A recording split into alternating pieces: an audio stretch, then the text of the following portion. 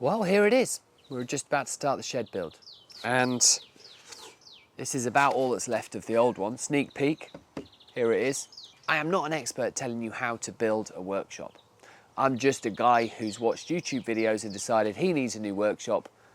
Let's try building one. And the shed practically pulled itself down, as you'll see halfway through this video. This is what's left of it. The first thing to start on is the groundwork. And in this video, we're going to gain about 125 mils of clearance vertically. If the base is square, the walls will be square, the roof will be square, and everything else, from what I've read and what I've seen on the internet, everything else should be fairly, let's not say straightforward. Do you do it on slabs? Do you do it on posts? Do you do it on a concrete pad? Dropping a one-piece concrete pad is going to be the absolute easiest way of doing it. However, and this is where the first of the issues that I'm going to come up against is, I have no rear garden access. That also leads to a problem with all the other solutions. If I'm going to bring paving slabs and rubble and all of that to make a patio to build on, that's all got to come through the house as well. But you're lucky, I'm not going to force you to watch all of it in depth. We're not starting here. I've already made some progress. Let me show you what I've done. You're going to find this a little bit weird, but the old shed in the start of this video is still standing. Next to it is the pit that I dug to put the hardcore in. The reason I've done it this way round is because at the stage that I did it, I didn't have planning permission. First thing I did, I dug down to lay around about 3 inches worth of MOT or rubble.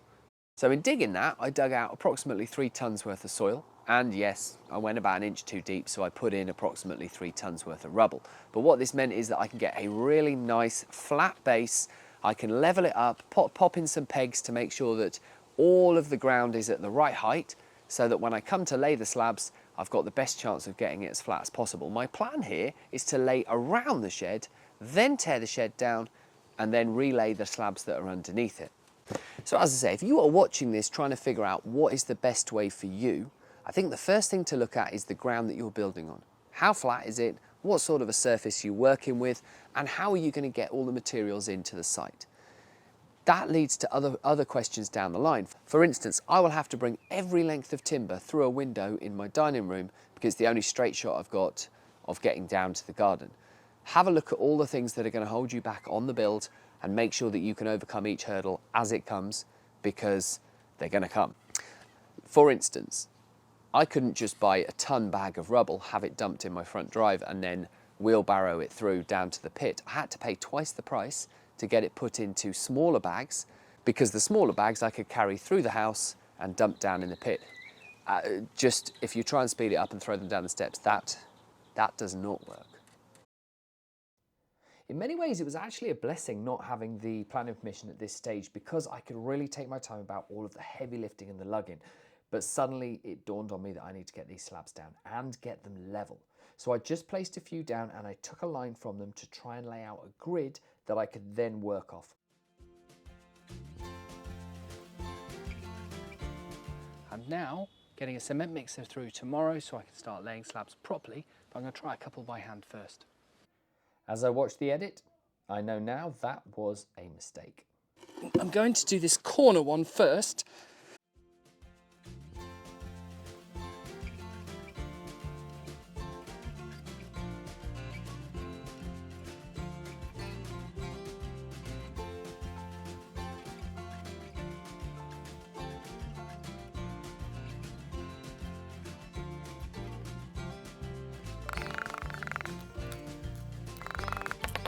And that is the stone I'm going to reference everything off.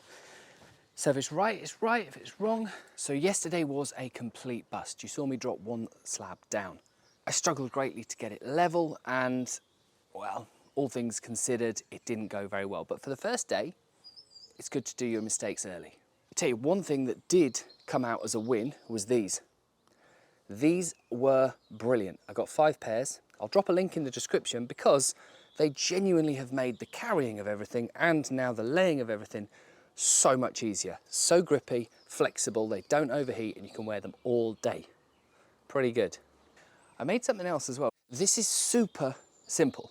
All it is wood the depth of the mortar that I want to lay as a base, 3 slabs in shapes there. And so what I can do is I can place it on the ground, I can fill each of the holes with mortar, smooth it off level to the wood itself, and then take it away and drop the slabs. It even leaves a little gap in between them for any overspill between the two slabs, so you'll have an easier job getting them level. Looking back, I can hand on heart say that without this jig, if you want to call it that, there is no way that I would have managed to lay the 43 slabs that I needed to do to join the 20 that are already under the shed. No way.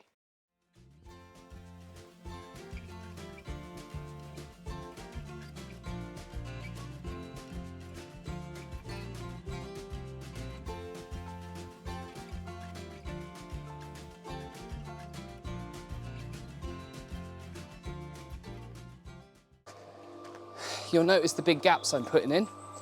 That's purely because I want a lot of drainage and they're smaller than the existing slabs, so I am having to stretch them a bit further. As you can see, we've got the patio down. Shed's still up, bit of a problem, only because we haven't got the planning permission yet. But what we can do is we can get some of this timber cut down to the sizes that we need it, ready for the base, ready to go when we get the all clear. I'm just going to take the 2x4s that we're going to make the grid out of, and I'm going to cut them down to length. Circular saw, speed square, tape measure. I've written down the dimensions of the width and the depth of these 2x4s, and I have got 45mm by 95mm on them. And I'm going to make my measurements from that. Rather than plan it all in advance, I'm going to take from that. I've also measured the OSB sheets, and from there I can make the frame underneath them so that I know that it's going to fit absolutely perfectly. Or at least that's the theory.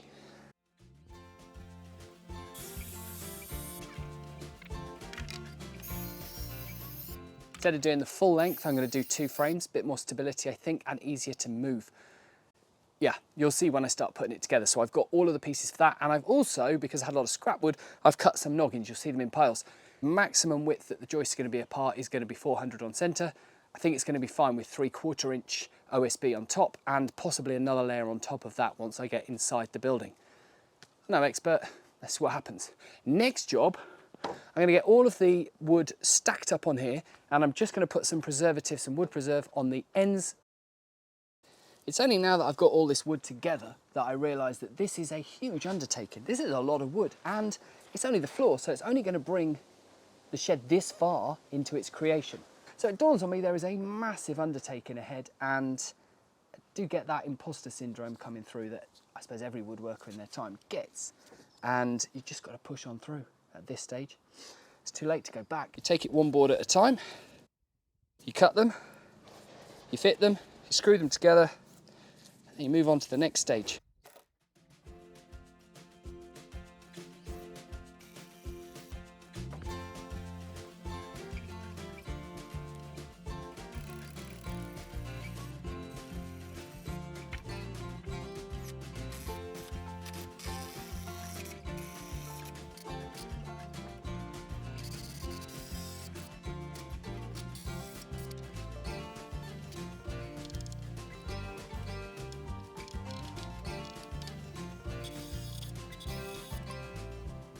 So while this is upside down, I've just gone ahead and put some damp-proof course on the bottom of these. They're not going to sit on the ground exactly, so it's just a belts and braces measure.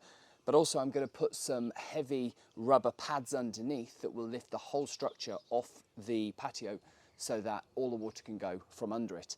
So next job we're going to have to do is pop in some of the noggins and then just put the last bit of this damp-proof course around anything that's going to be on the bottom layer.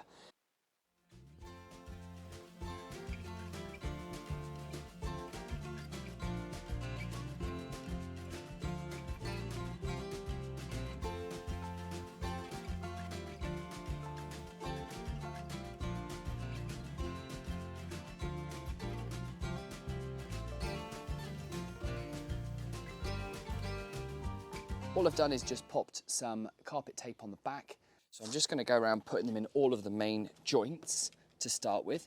But what I don't want to do is have them overlapping the outer edge, because then they might actually have water land on them and draw it in. Quick update before we carry on any further. I flipped it over after putting the rubber pads on it, and then I started ripping out bits of the shed, and I'd insulated it really well, and I thought, what am I going to do with all the insulation? I didn't want to cart it all out, so I put it in the base. It's not a great job, and a few mistakes were made yesterday. It got up to about 30 degrees, and I did not think this through. I thought if I just do it nice and gently, take my time, we're going to be fine. It's silver foil lined, so everything coming down from the top was bouncing back up heat-wise, and it just was relentless. So go steady if you're doing this, especially in the summer months. Oh yeah, and if you're going to flip one of these over on your own, don't. If you've got anybody that can help you, I recommend it. It's heavy.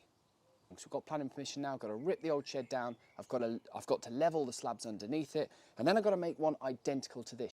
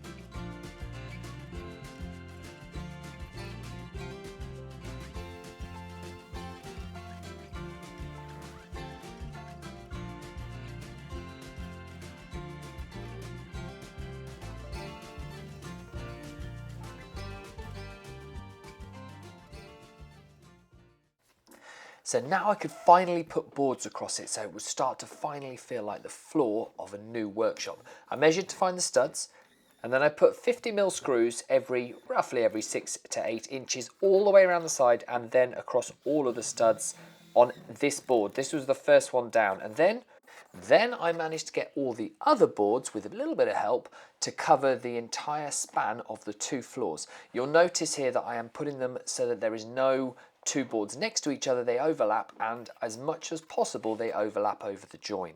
And so there it is. The base is done. We've got the boards on, they're all screwed down, there's not a wobbly bit in sight, and the whole thing is level. From here, I can frame the walls, and I can use this as the measuring point for all of that. So if this is square and flat, the theory is they'll be square and flat as well. Yes, I made the sides too thin. So I have bolted on an extra 2x4 to double the width of the surround. That way when the walls are on it, with the 2x4 being on the side, it will support the entire weight. So instead of having 47mm underneath, we've got 94mm to support the 95 width of the 2x4 for the walls. The next thing we have to do is the walls. And that's an entirely different video, because so far in this one we've taken out 3 tons of dirt. We've put in 3 tons of ballast. We've used 2 tons of sand. We've used about 2.5 tons of paving slabs, relaying or putting them down in the first place. We've removed an old shed, and we're still only 125mm off the ground. But it's been probably the hardest starting point, and I think once the walls are up, it's all going to feel really, really satisfying. But that's going to be in the next one, so stick around. Thank you. And so there we are. We've got a pad, we've got a nice, flat, solid base to work off, and all the walls are going to be the next step that we go up on from here. One thing I will say from building this is to take the time to look after yourself while you're doing it. It's hot. Protect yourself against that heat. I made a joke about it in the video, but genuinely when I stood over that silver foiled insulation, that was really dangerous. The amount of heat I was exposed to for the length of time I was exposed to it, I put myself under too much there. If you've got to this stage, take the time to look back at it. Don't just skip on to the next bit, and congratulate yourself because you've started. So although you've only grown 125mm from the ground, now is the time to give yourself a pat on the back, take a look at it, take some photos, and really be proud of what you've done. If you've enjoyed this video, if it's been useful to you, please click the subscribe button.